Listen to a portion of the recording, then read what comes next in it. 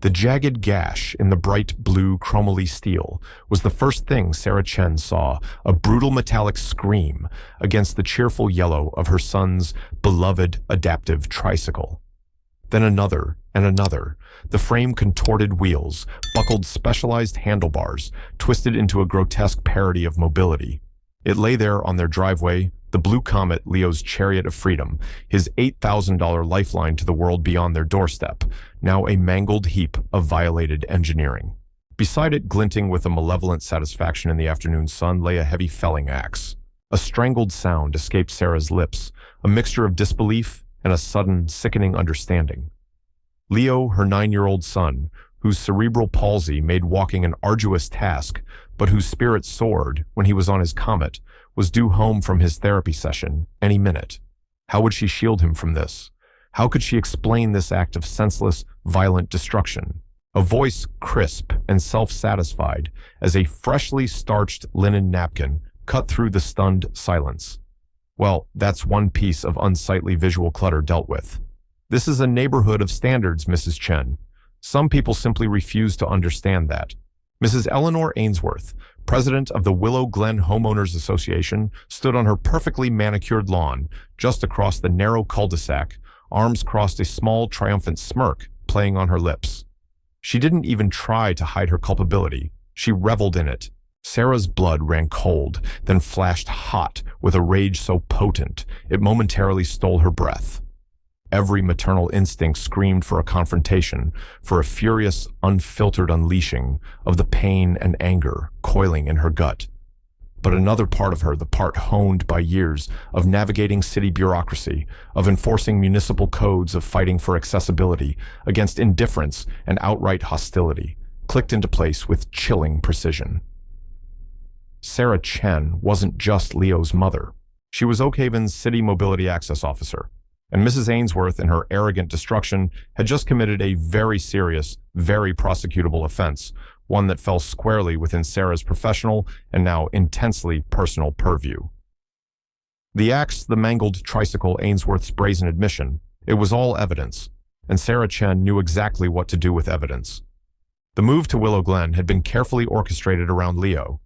The neighborhood boasted wide, smooth sidewalks, a nearby park with an accessible playground, a project Sarah herself had championed in its design phase with the City Parks Department, and a school renowned for its inclusive special education programs.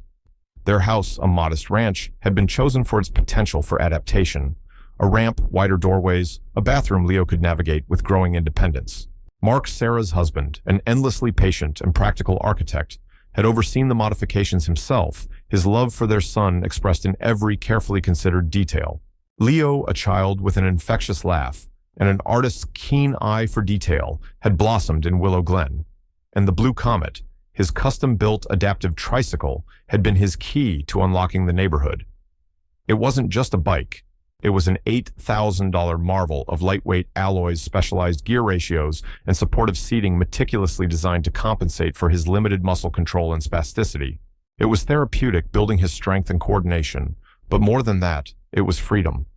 It allowed him to race in his own fashion down the sidewalk with the other neighborhood kids, to feel the wind in his hair, to be simply a boy at play. Sarah's role as the City Mobility Access Officer for Oakhaven was more than just a job, it was a calling. She dedicated her career to breaking down barriers, to ensuring that the city's public spaces, its services, its very infrastructure were accessible to everyone regardless of physical ability.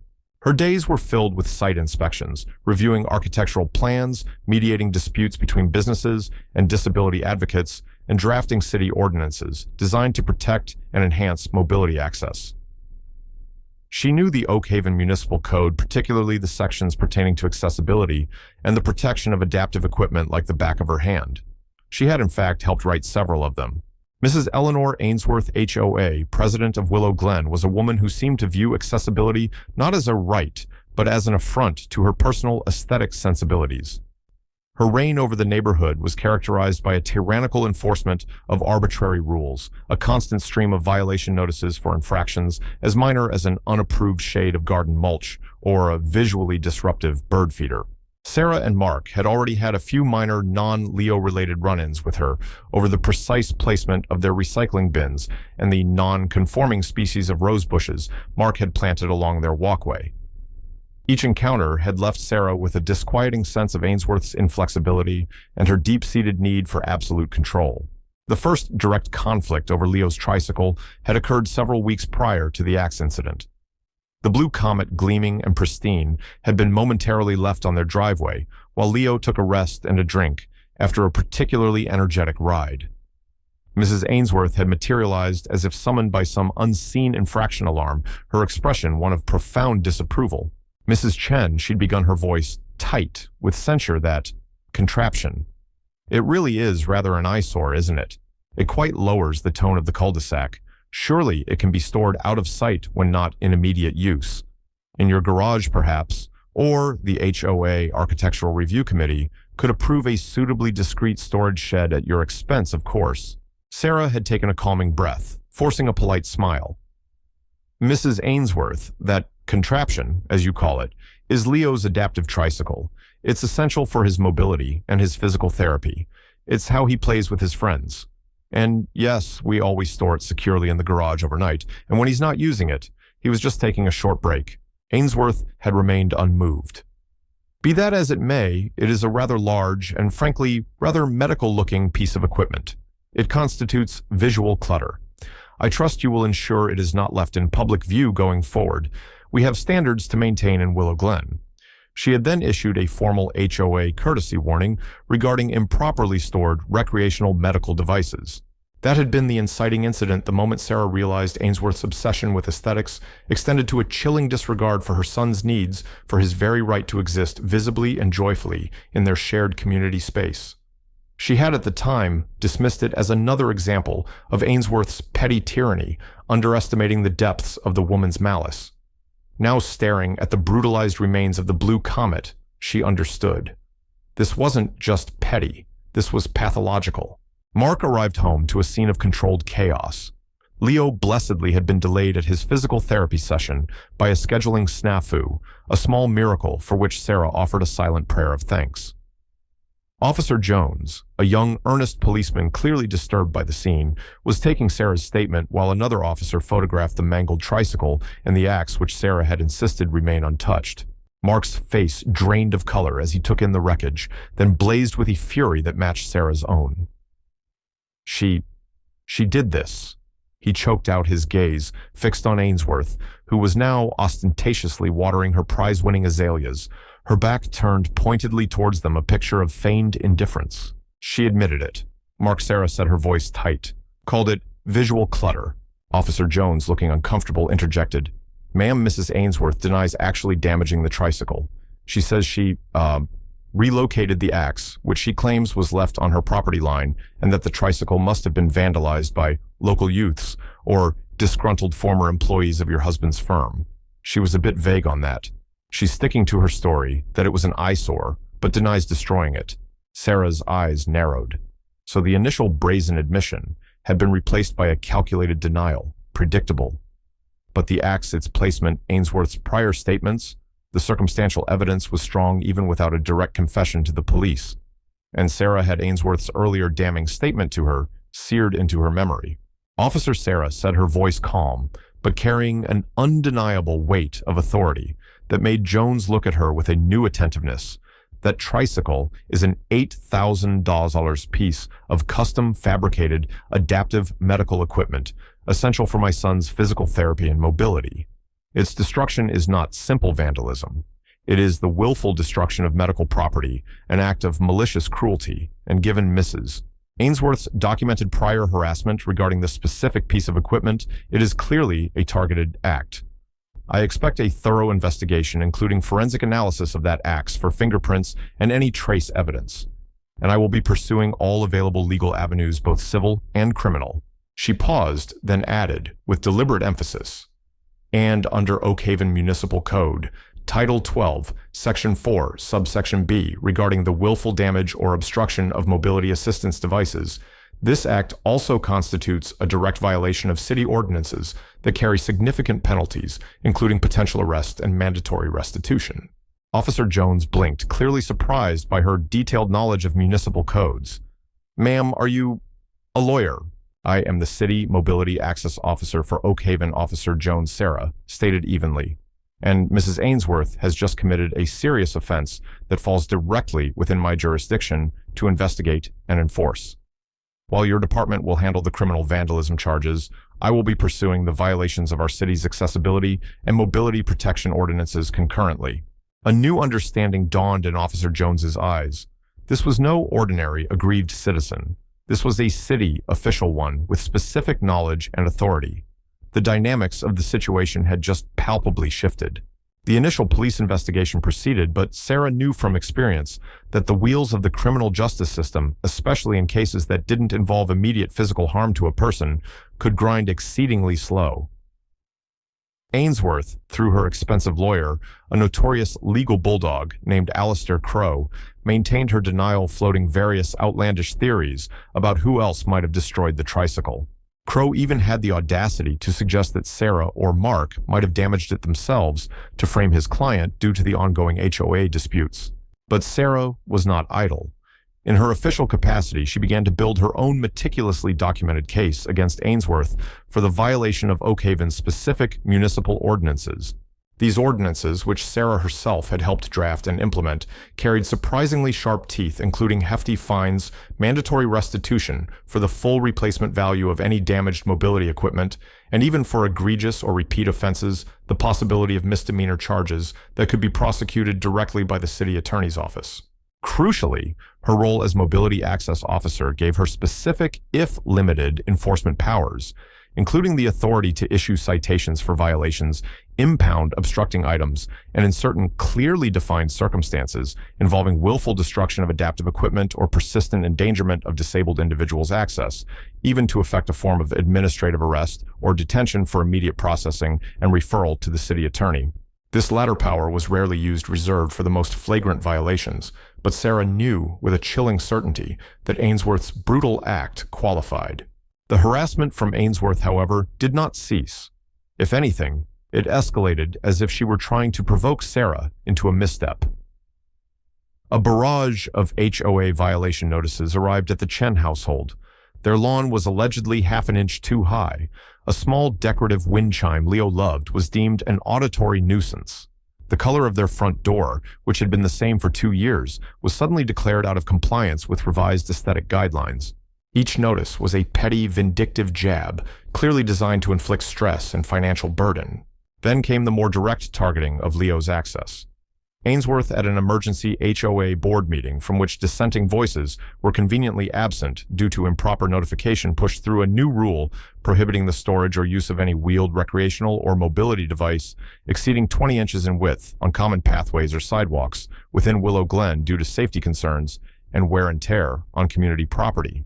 The Blue Comet and any potential replacement was significantly wider than 20 inches. It was a transparent attempt to legislate Leo out of his own neighborhood to confine him to his house and yard.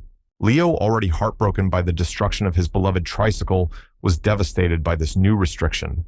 "Does this mean I can't even go to the park anymore?" "Mom," he'd asked, his voice small and trembling. Even if we get a new Comet, the park with its accessible playground had been his haven. The impact on his physical and emotional well-being was immediate and alarming. His physical therapist, Dr. Evans, expressed grave concern. "Sarah, that tricycle wasn't just for fun," she explained during one of Leo's sessions. "It was integral to his therapy. It improved his muscle tone, his coordination, his cardiovascular health. More than that, it gave him independence, confidence, a sense of belonging with his peers. Taking that away and now restricting his access even further, it's causing significant regression, both physically and emotionally. We need to fight this." Dr. Evans readily agreed to provide a formal medical statement detailing the necessity of the tricycle and the harm its destruction and the subsequent HOA restrictions were causing Leo. Support, however, began to emerge from unexpected quarters. Mrs. Davis, an elderly widow who lived down the street and was known for her prize-winning petunias and her quiet, observant nature, approached Sarah one afternoon, her expression a mixture of nervousness and indignation. "Mrs. Chen, dear," she began, her voice a quavering whisper that Eleanor Ainsworth, "she's a tyrant. a bully. She's been fining me for months because my bird bath, my late Arthur made it for me, is apparently attracting undesirable avian elements and constitutes unhygienic clutter. The woman is unhinged, Mrs. Davis then recounted several other instances of Ainsworth's vindictive behavior towards other residents, her obsession with control, her willingness to use the HOA rulebook as a cudgel. "I'd be willing to give a statement, dear," she concluded, her voice gaining a surprising strength. "What she did to your Leo's tricycle, it's an abomination. She needs to be stopped." The Miller family, a young couple with 2 small children who lived across the cul-de-sac, also came forward. They hadn't seen the actual axe attack, but they had seen Mrs. Ainsworth near the Chen's driveway, acting furtively around the time it must have occurred. More damningly, they had overheard Ainsworth at a previous HOA barbecue, making disparaging remarks about that unsightly blue monstrosity and how it lowered property values for the entire street. Their testimony would be crucial in establishing Ainsworth's premeditated malice. Sarah meticulously documented every piece of evidence, every statement, every HOA notice, every interaction. Her case file for the municipal ordinance violations was growing thicker by the day. She consulted regularly with the city attorney Maria Rodriguez, a sharp, no-nonsense lawyer who was becoming increasingly outraged by Ainsworth's brazen conduct and the HOA's discriminatory new rules. Sarah Maria had said during one of their meetings, Ainsworth's actions regarding that tricycle are a clear violation of Oak Haven Municipal Code 12.4.b. And this new HOA rule, restricting mobility devices on common pathways, that's a blatant violation of both city and federal fair housing and disability access laws.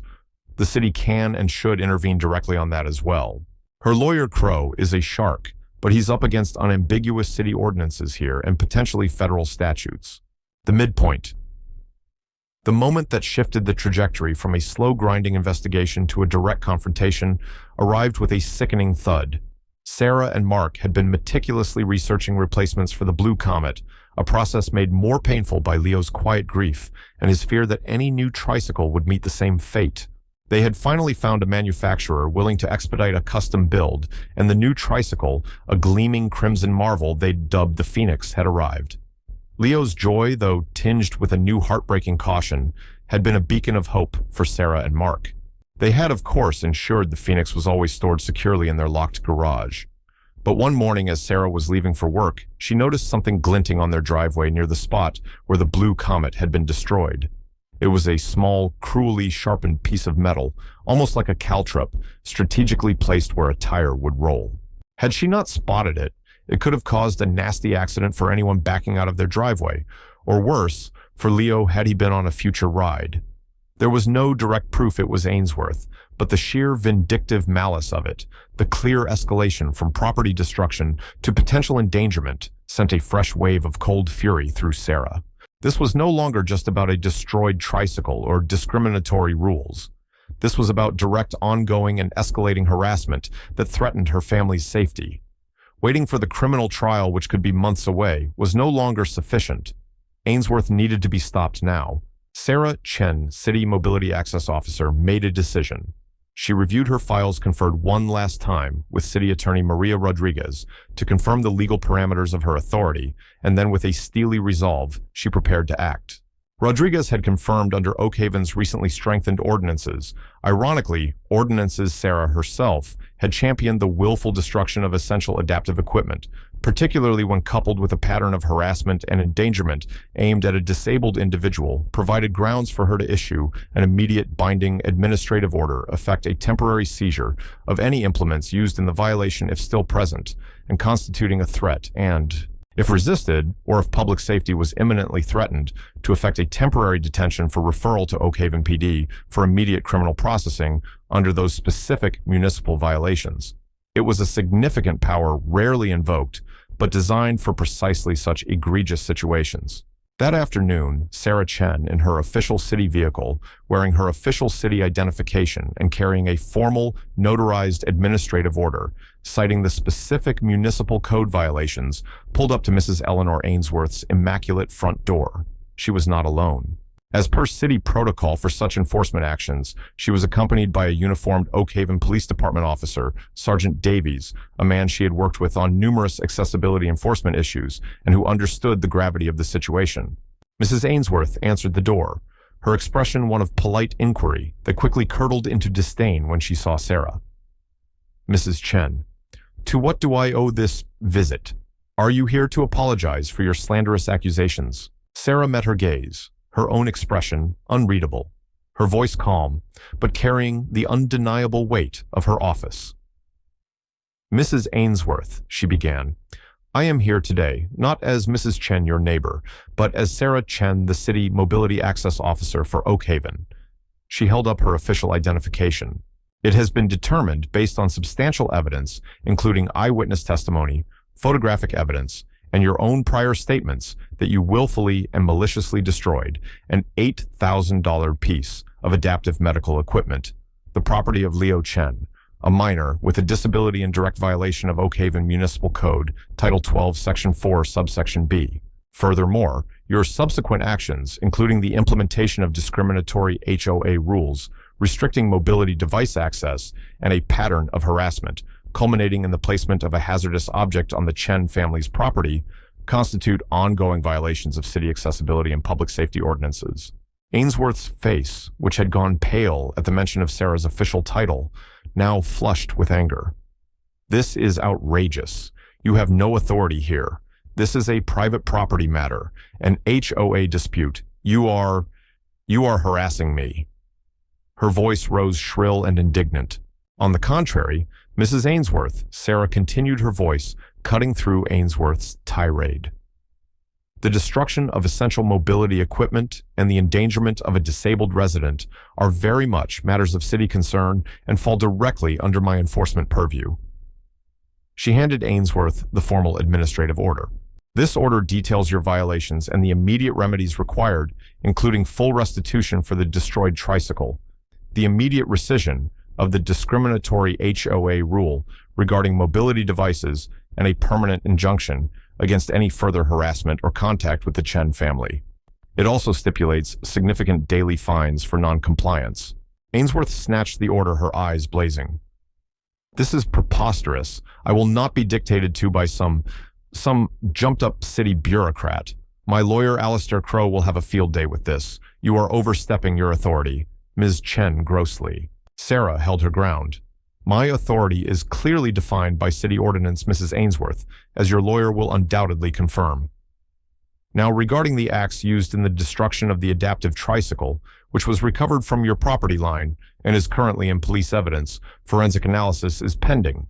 However, given the violent nature of the act and the ongoing pattern of harassment and endangerment, and under the authority vested in me by Oak Haven Municipal Code, Title 12, Section 7, Subsection C, which pertains to the immediate abatement of conditions that threaten the safety and accessibility of disabled residents, I am hereby informing you that you are being officially cited for these violations.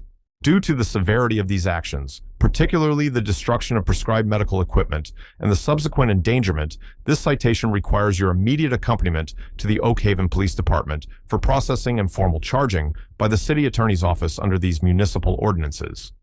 She paused, then delivered the final stunning blow. Mrs. Ainsworth, you are in effect under administrative arrest for these violations. Please secure your residence. Sergeant Davies and I will escort you. The color drained completely from Eleanor Ainsworth's face. Her mouth opened and closed, but no sound emerged. The invincible HOA president, the neighborhood tyrant, was for the first time utterly speechless, confronted not by an emotional neighbor, but by the cold, hard, and inescapable arm of city law, an arm wielded by the very woman whose child she had so cruelly targeted. Sergeant Davies stepped forward, his expression stern and professional. The carefully constructed facade of Eleanor Ainsworth's power had just shattered.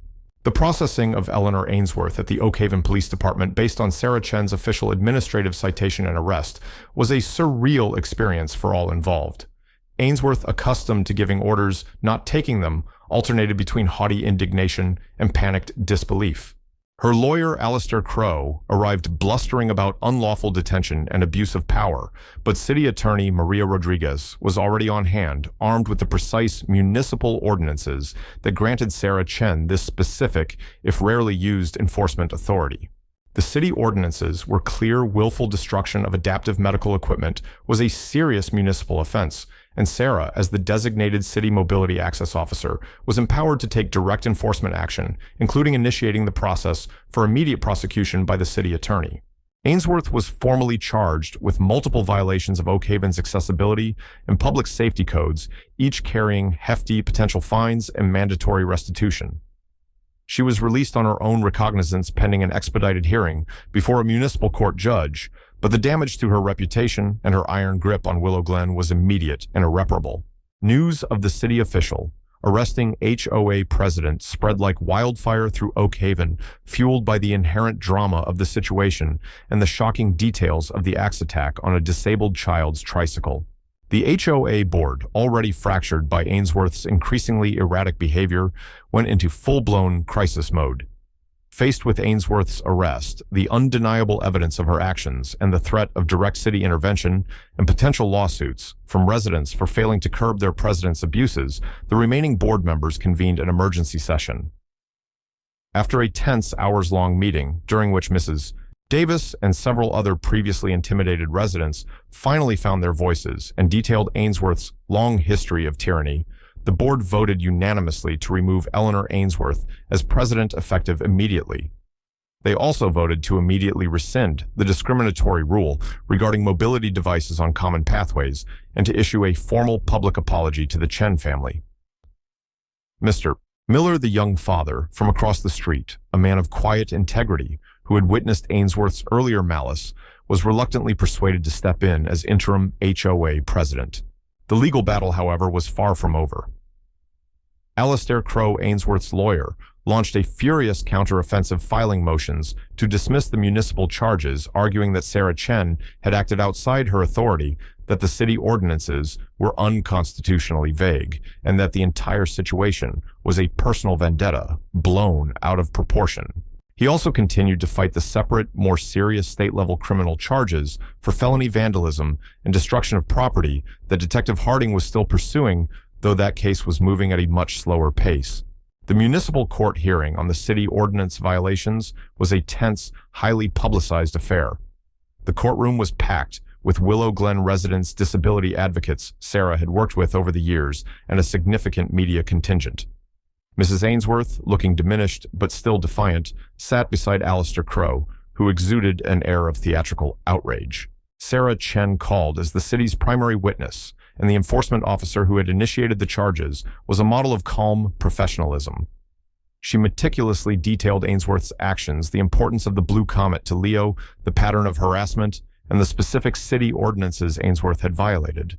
She presented the photographic evidence, the eyewitness statements, and the mangled remains of the tricycle itself, which were brought into the courtroom as a stark, silent testament to Ainsworth's brutality. Dr. Evans, Leo's physical therapist, provided powerful expert testimony on the medical necessity of the adaptive tricycle and the profound physical and psychological harm its destruction had caused Leo. Mrs. Davis and Mr. Miller also testified their accounts of Ainsworth's vindictive nature and her specific animosity towards Leo's tricycle, painting a damning picture. Alistair Crowe's cross-examinations were aggressive, aimed at discrediting Sarah, minimizing the damage, and portraying Ainsworth as a misunderstood community leader merely trying to uphold standards. He repeatedly tried to paint Leo's expensive tricycle as a mere toy and Sarah's actions as an abuse of her city position, driven by a personal grudge. But Sarah, backed by the irrefutable evidence, and City Attorney Maria Rodriguez's sharp legal arguments, remained unshaken. She calmly rebutted Crowe's assertions, citing the letter of the law, the medical evidence, and the clear pattern of Ainsworth's malicious conduct. The climax of the hearing came when Ainsworth herself, against Crowe's reported advice, insisted on taking the stand in her own defense. It was a disastrous miscalculation. Under Rodriguez's incisive cross-examination, Ainsworth's carefully constructed facade of aggrieved innocence began to crumble. Confronted with her own contradictory statements, the eyewitness accounts, and the sheer undeniable brutality of the axe attack, she became flustered, then angry, then openly contemptuous. That contraption was an eyesore. She finally spat out her voice, rising, her composure shattering. It didn't belong in a neighborhood like Willow Glen. It was lowering property values. And that boy, he was always underfoot with it, always making noise. Someone had to do something. The HOA rules are there for a reason, to protect our standards, to protect our investments. Her outburst, a raw, unfiltered revelation of her prejudice, and her arrogant disdain for Leo's needs and rights, hung in the stunned silence of the courtroom. Alistair Crowe buried his face in his hands. Maria Rodriguez simply looked at the judge, a silent indication that her work was done. The municipal court judge, a respected jurist known for his fairness, but also for his intolerance of bullying and abuse of power, delivered his verdict swiftly. He found Eleanor Ainsworth guilty on all counts of violating Oak Haven's accessibility and public safety ordinances. He excoriated her for her callous, cruel, and breathtakingly arrogant actions, her profound lack of empathy, and her blatant disregard for the laws of this city and the basic human dignity of a disabled child. The penalties were severe, the maximum allowable fines for each violation totaling tens of thousands of dollars, full immediate restitution of $8,000 to the Chen family for the replacement of the Blue Comet, a permanent injunction barring Ainsworth from any contact with the Chen family or from holding any position on any HOA board or similar community organization within the city of Oak Haven for life. And in a move that underscored the gravity of her offenses, the judge sentenced her to 60 days in the county jail, suspended pending successful completion of a lengthy period of probation, intensive anger, management counseling, and mandatory community service with a disability advocacy organization. He also ordered her to write a formal public letter of apology to Leo Chen and his family to be published in the local newspaper and the Willow Glen HOA newsletter. Eleanor Ainsworth, who had entered the courtroom still clinging to a shred of her former power, left it a convicted offender, her reputation in ruins, her reign of terror definitively over. The separate state-level criminal charges for felony vandalism were still pending, but this swift, decisive victory in the municipal court, spearheaded by Sarah Chen's unique authority and unwavering determination, was a profound vindication for Leo and a powerful affirmation of Oak Haven's commitment to accessibility and justice. In the months that followed, Willow Glen began to heal. The interim HOA board, under Mr. Miller's quiet, steady leadership, worked closely with Sarah's office and disability advocates to overhaul the community's bylaws, removing discriminatory language and implementing new policies that actively promoted inclusivity and accessibility. They established a community fund, seeded by a portion of Ainsworth's fines, to assist residents with accessibility modifications and to create more welcoming common spaces for all. Leo got his new tricycle, the Phoenix. It took time and a great deal of patient support from Sarah Mark and Dr. Evans for him to regain his confidence to trust that this new symbol of his freedom wouldn't meet the same fate as the Blue Comet. There were still moments of anxiety nightmares that replayed the image of the mangled blue frame. But gradually, tentatively, his joy in riding returned. He designed a new logo for the Phoenix, a fiery bird rising from ashes, its wings spread wide. Sarah Chen continued her work as Oak Haven's City Mobility Access Officer with renewed passion and a heightened public profile.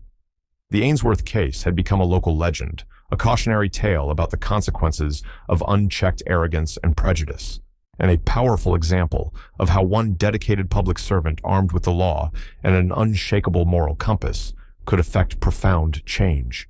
The City Council, inspired by the case, voted to further strengthen Oak Haven's accessibility ordinances and to increase funding for Sarah's office and its enforcement initiatives. One sunny Saturday afternoon, nearly a year after the axe attack, Willow Glen held a Community Unity Day in the newly renovated neighborhood park. The playground now featured several adaptive swings and a wheelchair-accessible merry-go-round. The pathways were wider, smoother, clearly marked.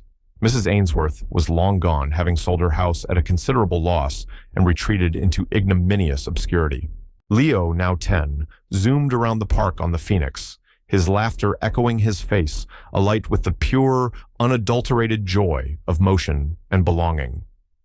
He raced with the other children his adapted tricycle, more than keeping pace.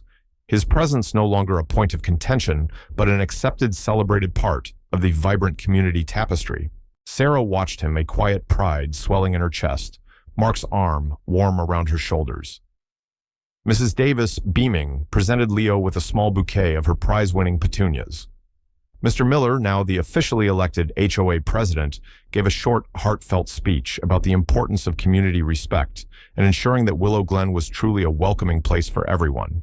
Later, as the sun began to set, casting long, peaceful shadows across the park, Leo pedaled the Phoenix over to where Sarah and Mark were sitting.